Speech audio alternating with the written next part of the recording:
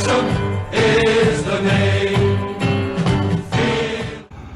If you took a look at the financial statements of Wrexham FC in 2020, you would see that they were going bankrupt.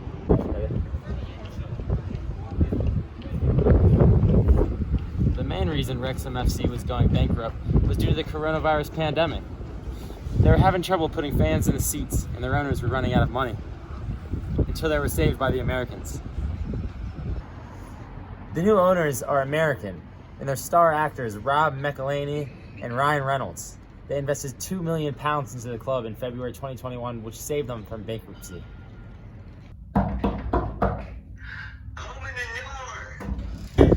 All that new cash from the American owners gave the team great assets, opening the door for new opportunities for the club, allowing them to sign better players, improving their performance on the pitch, and allowing them to invest in their stadium, making more seats, equaling more fans, and more revenue for the club.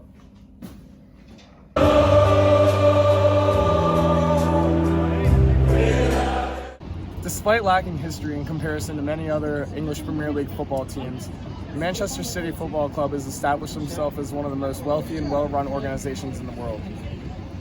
If you take a look at Manchester City's books, you'll see that most of their revenue in the past couple fiscal years has come from broadcasting, which makes sense because they're a very well-watched club around the world. By the end of the 2021 fiscal year, Manchester City's profit was just short of £2.4 million, which doesn't seem like a lot for a club of this status or size, but most of their money gets pumped back into the club for player earnings, salaries, and new player purchases.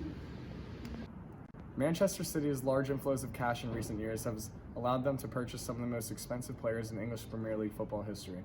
Some of these players include Jack Grealish, Erling Haaland, and Ruben Dias. Jack Grealish's contract is one of the most expensive in English Premier League football history.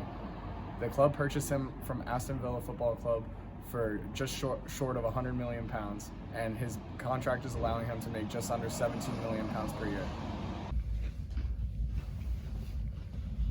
Manchester City acquired Erling Haaland for just under £52 million, which is seen as relatively cheap considering he's a leading goal scorer in the English Premier League and considered one of the best players in the world today. Borussia Dortmund, the club that Erling Haaland was signed from, made out relatively well from the deal. They had a release clause on him of €200 million for any clubs outside of the English Premier League, and they also made €59 million from the deal.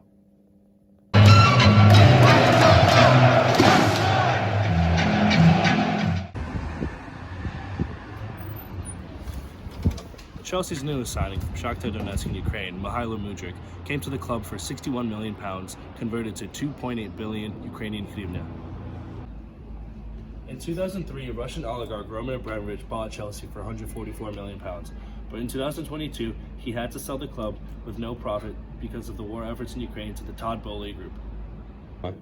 In Chelsea FC's financial reports, revenue is broken down into three categories: broadcast, matchday, and commercial. Chelsea FC brought in a revenue of £387 million with a gross profit of £83 million.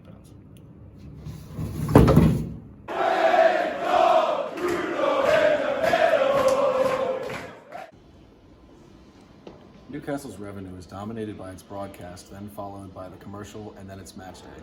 They generally lose about £10 to £20 million a year.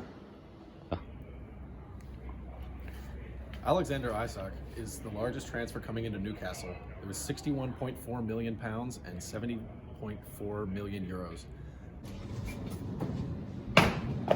Newcastle generally loses about £10 to £20 million per year. However, these do include the development costs that are incurred on the books the year that they are made. Every time a team signs a player, which is an asset, they must place the full price on that year's books as well as the player's salary.